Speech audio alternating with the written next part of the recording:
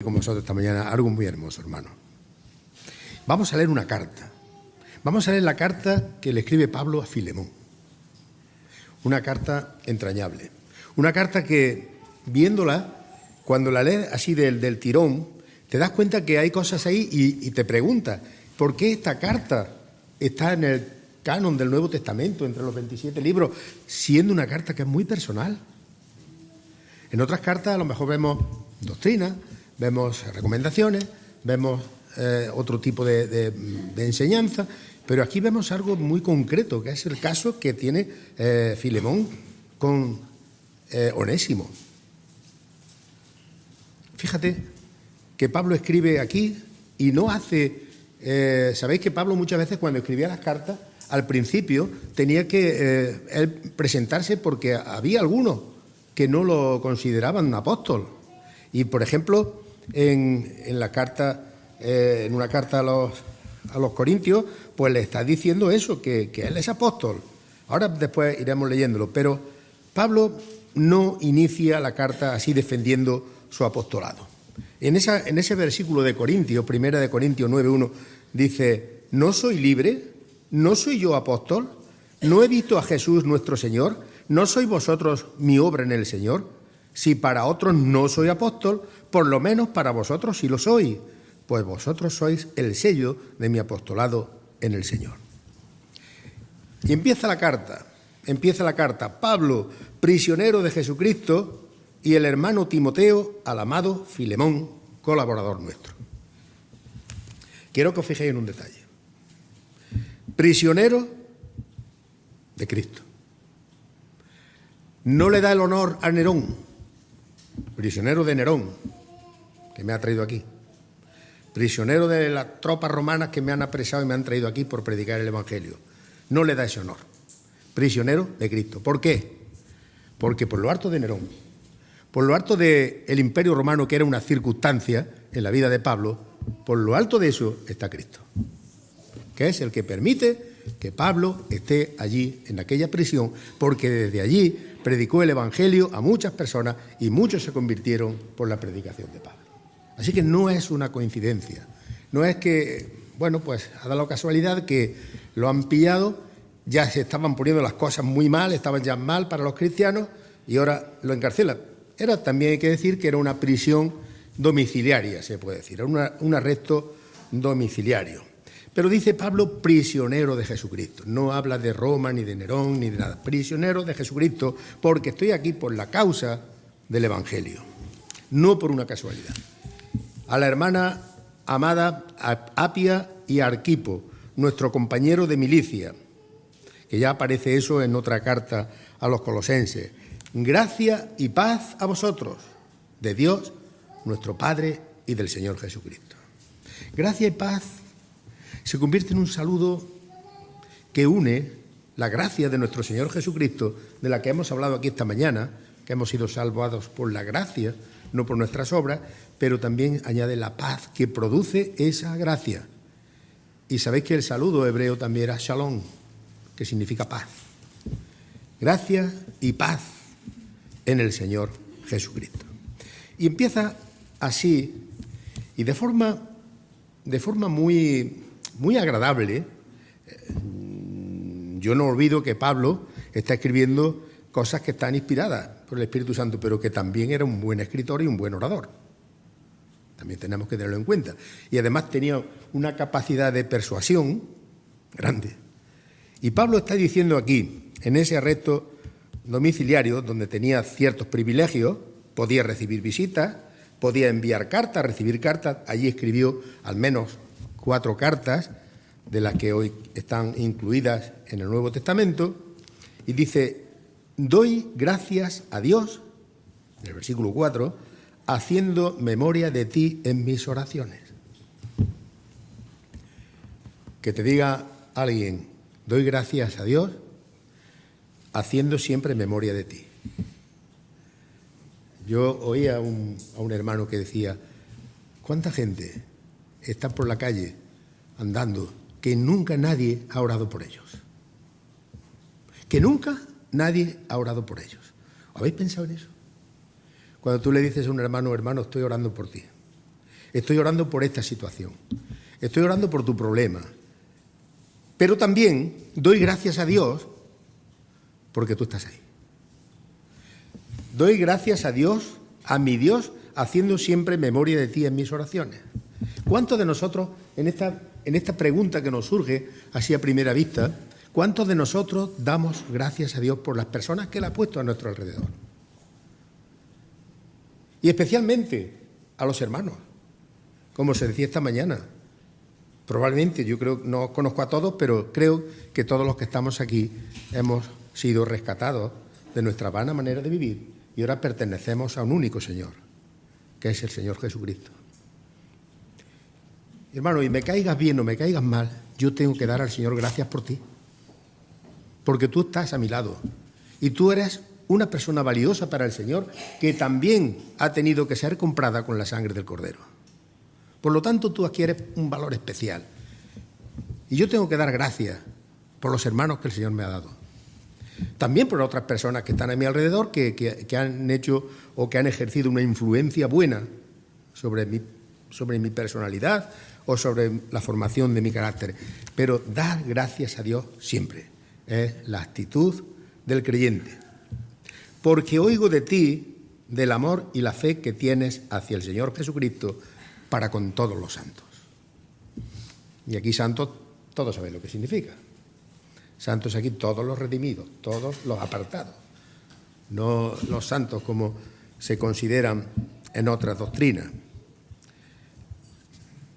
Pero antes decía que cuando leía la carta me preguntaba que una carta tan personal, un caso que hay un caso serio, ahí peliagudo, con Onésimo y Filemón.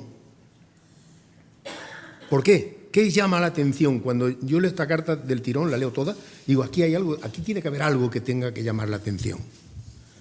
Aquí no puedo desechar ni una frase, pero hay algo que sobresale especialmente. ¿Sabéis cuándo?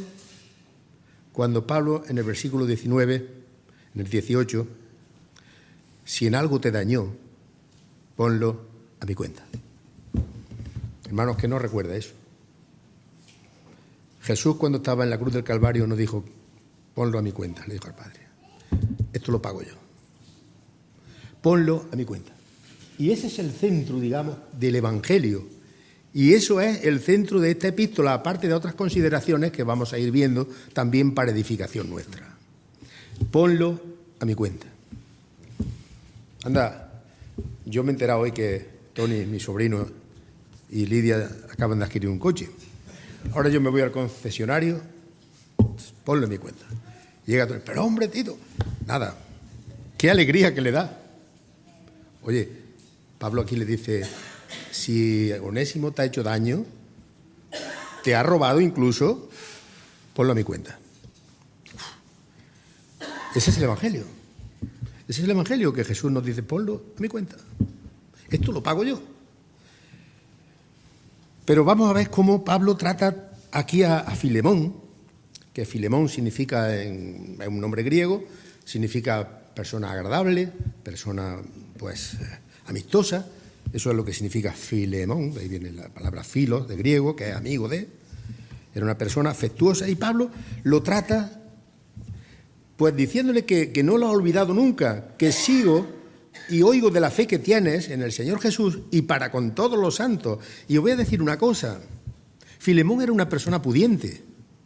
Filemón era una persona que por lo que se ha desprendido de otras citas, él tenía la iglesia en su propia casa.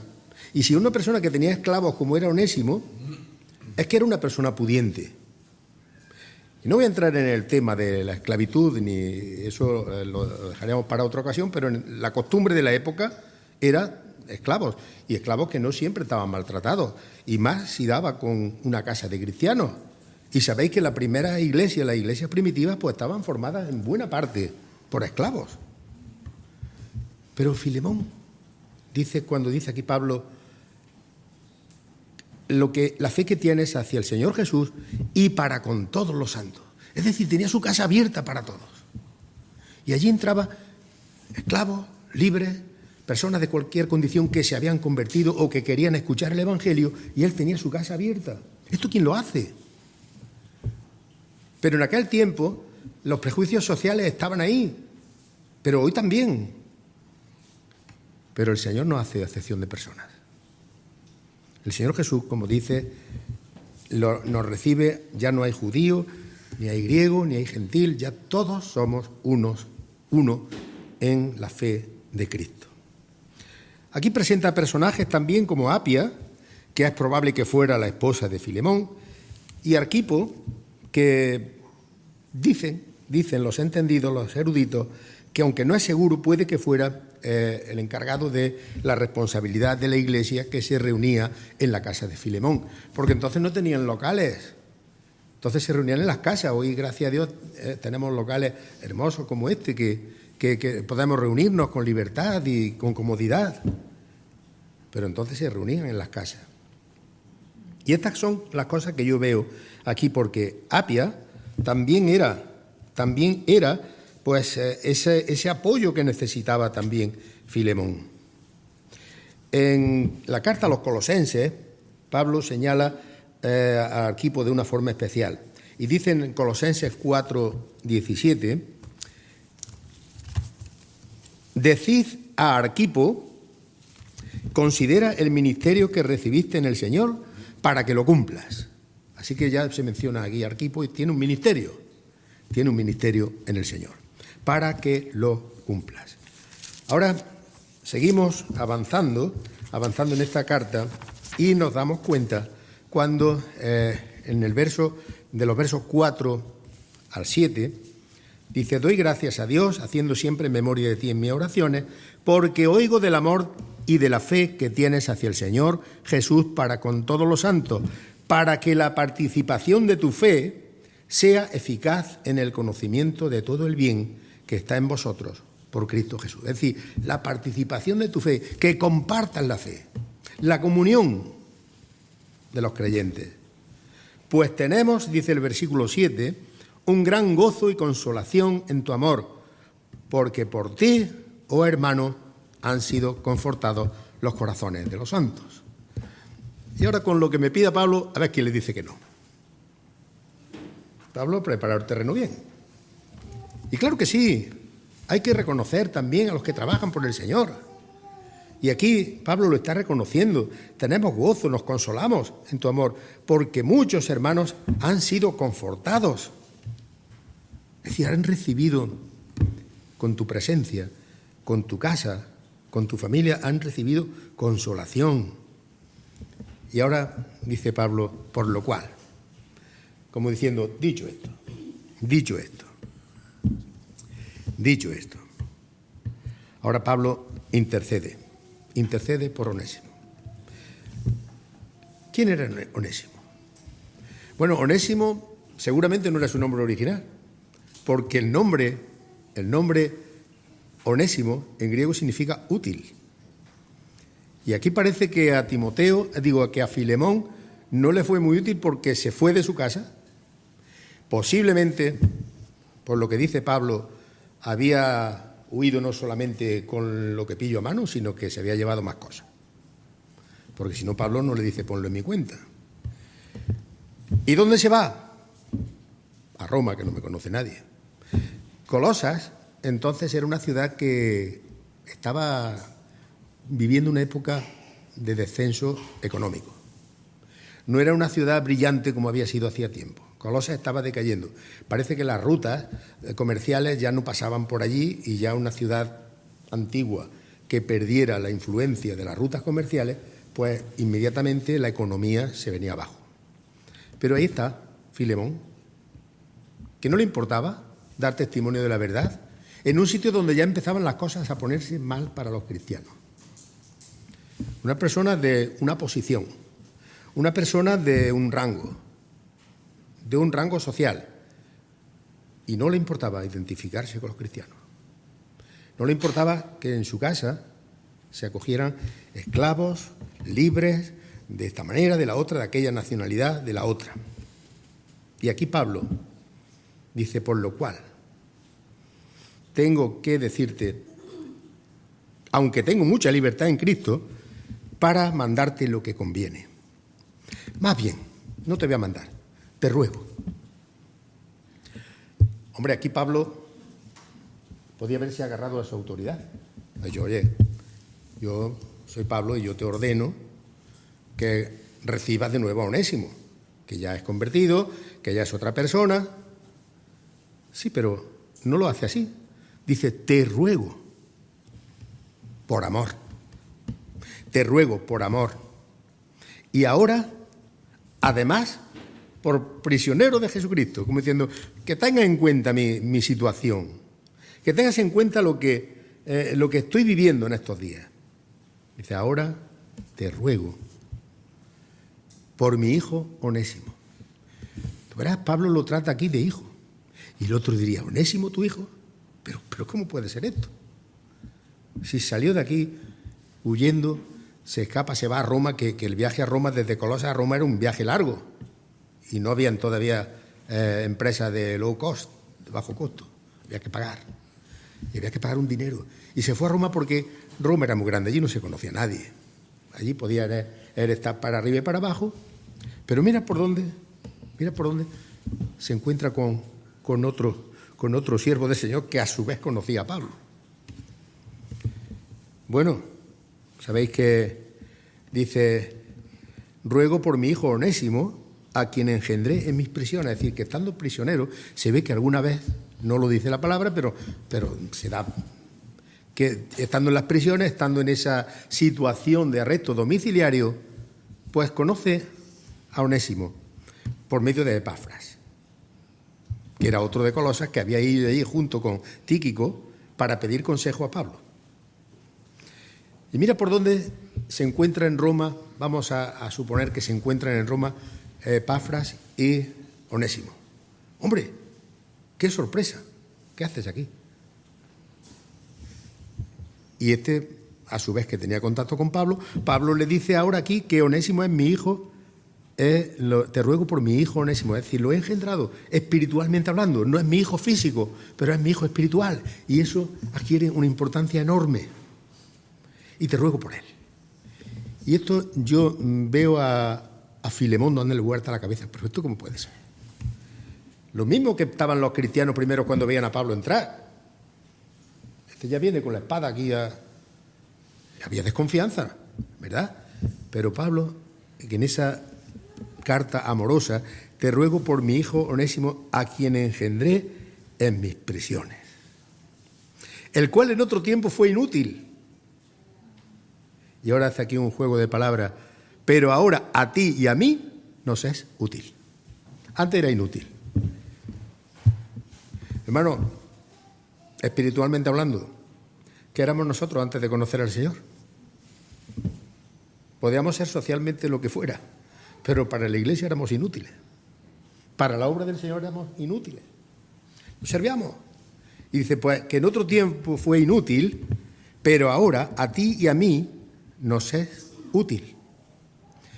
Y es más, dice, ahora te lo envío, va a ir para allí, porque Pablo podía haber dicho, bueno, mira, vamos a evitar conflictos, y este Onésimo se ha convertido aquí, pues que se quede aquí y ya está, y pelillos a la mar. Pero Pablo era muy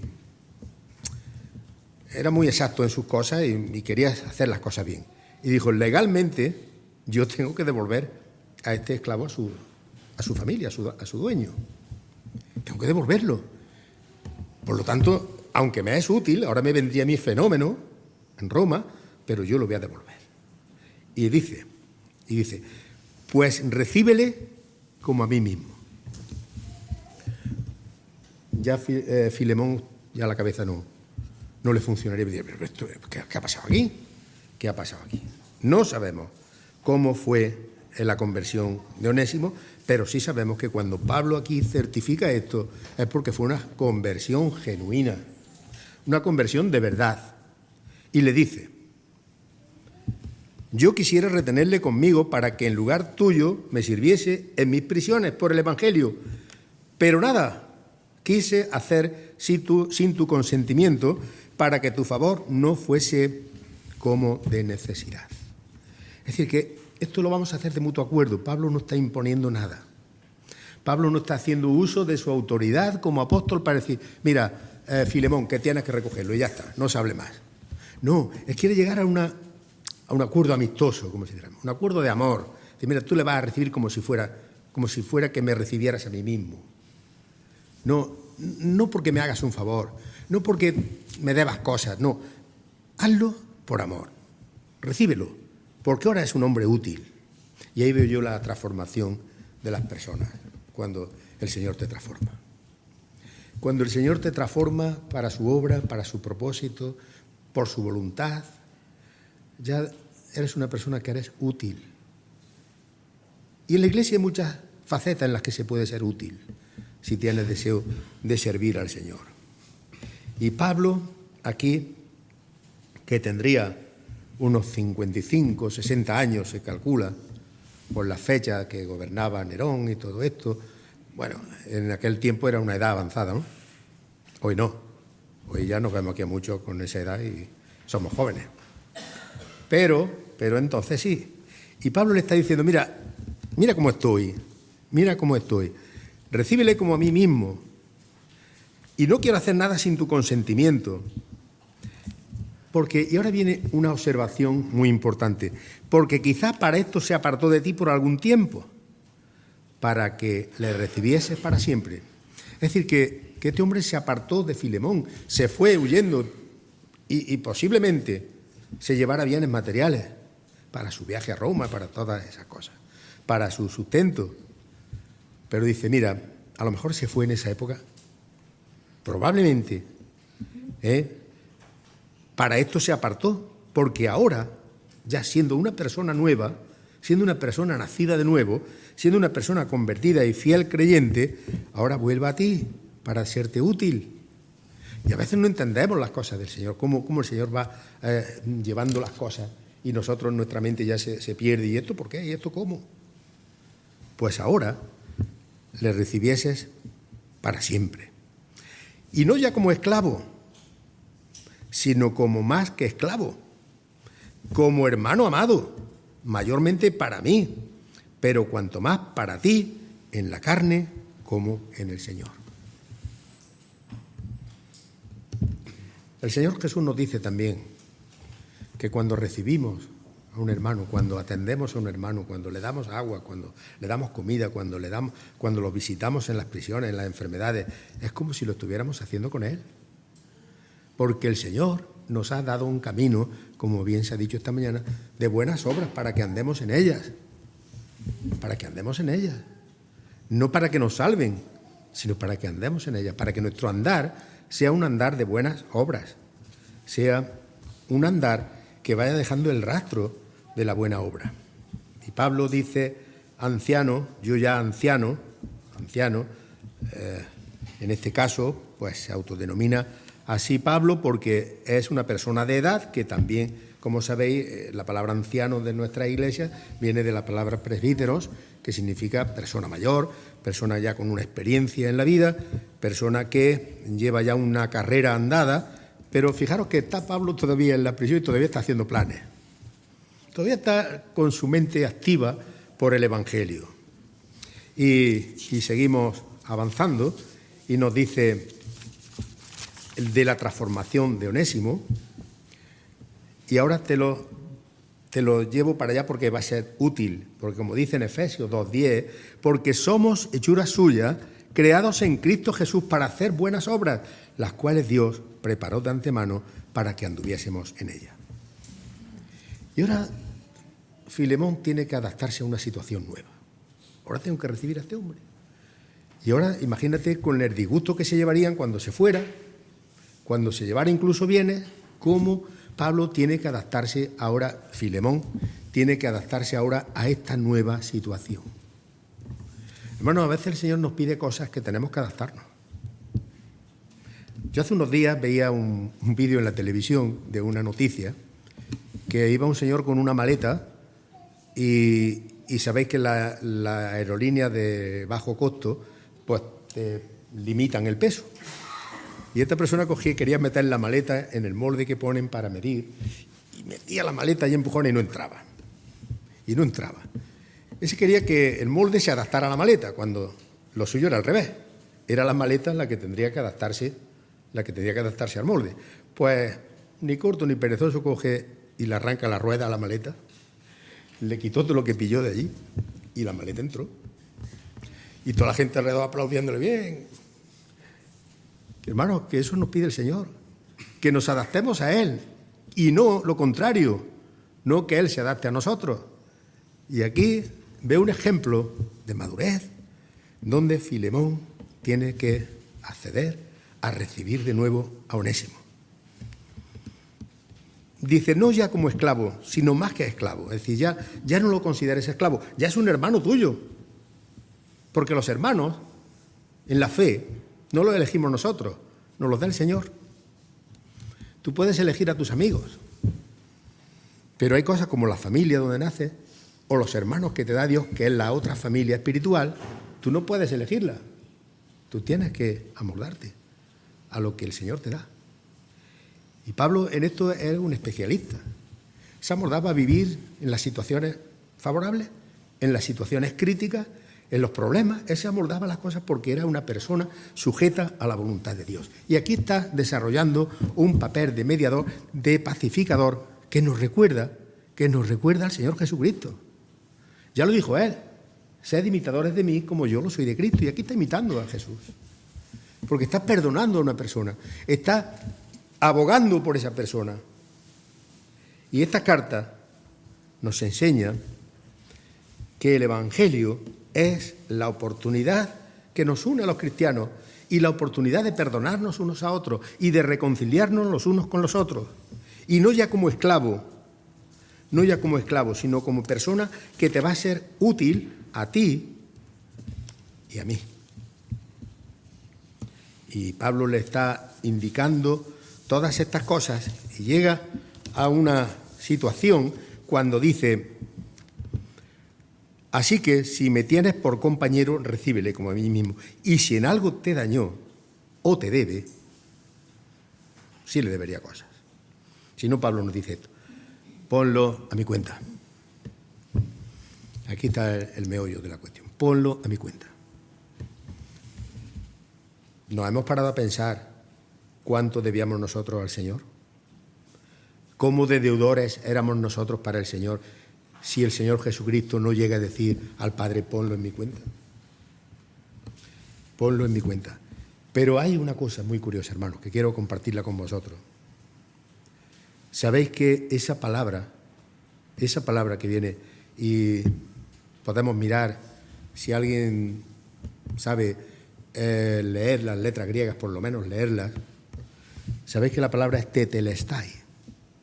Y tetelestai es la misma palabra que Jesús dijo cuando nosotros traducimos consumado es.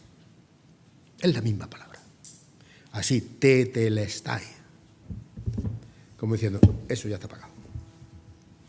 Nosotros traducimos, los traductores lo han traducido consumado es. Consumado es sí, porque era cuando se cerraba una operación, cuando se saldaba una deuda, se firmaba y se ponía tetelestai. Esto ya está listo. Y aquí Pablo pronuncia esa misma palabra que Jesús pronunció en la cruz del Calvario. Esto nos lleva a pensar que había tema económico por medio, porque aquí dice Pablo, yo lo escribo de mi mano, es decir, lo firmo yo, esta es mi letra, lo escribo de mi mano, yo lo pagaré. Por no decirte que aún mismo tú me debes también, porque nosotros somos deudores de aquellas personas que nos han llevado al Evangelio. Nosotros tenemos una deuda que reconocer de aquellas personas que nos han hablado del Señor, que un día mediaron, entre comillas, de forma pequeña, entre nosotros y el Señor para que nosotros nos diéramos cuenta que teníamos que reconciliarnos con el Señor, que teníamos que hacer las paces con el Señor. Y a esas personas también nosotros le debemos una gratitud, le debemos una honra a esas personas. Cuando Pablo intercede por eso para pagar esas deudas, nos lleva directamente a la cruz del Calvario, cuando el Señor Jesús pagó allí lo que Él no debía, pero que debíamos nosotros. Pagó allí todo. Y dice, sí, hermano, tenga yo algún provecho de ti en el Señor. Conforta mi corazón en el Señor. Es decir, Pablo, yo espero que esto lo hagas por mí. Pero es que Pablo ha escrito una carta que analizándola más detenidamente que lo estamos haciendo quizás, pues tiene una carta de mucha profundidad. Una carta que está queriendo reconciliar dos partes que han tenido un problema serio. Imagínate que una persona de confianza pues te la juega, te traiciona, se va, se lleva cosas tuyas y menudo disgusto. Cuando es una persona con la que tú has puesto toda tu confianza, una persona en la que de la que tú te has fiado, y dices, pues tenga yo algún provecho de ti en el Señor, conforta mi corazón. Es decir, dame esa alegría. Dame esa alegría de que yo vea que recibes a Onésimo, que no ha pasado nada, que lo que ha pasado es pasado, que ahora sois dos personas hermanadas por la sangre de nuestro Señor Jesucristo, que ahora sois dos personas nuevas. Filemón ya lo era, pero ahora Onésimo era también una persona nueva. Y Pablo, te escribo confiando en tu obediencia, sabiendo que harás aún más de lo que yo te digo. ¿Qué confianza tenía con? Es decir, no te va a limitar lo justo, va a hacer más de lo que yo te digo. Cuando te asignan una tarea y tú haces más de lo que es la tarea, porque tienes esa voluntad de hacerlo, tienes esa voluntad de agradar. Y dice, prepárame también alojamiento, porque espero que por vuestras oraciones os seré concedido. Sabemos lo que pasaría, no tenemos ya más información, pero, dice Pablo, como veis aquí, a pesar de su edad, haciendo planes todavía. Diciendo, yo estoy todavía en la carrera que el Señor me ha puesto hasta que Él me llame y prepárame alojamiento que voy para allá. La hospitalidad entre los hermanos.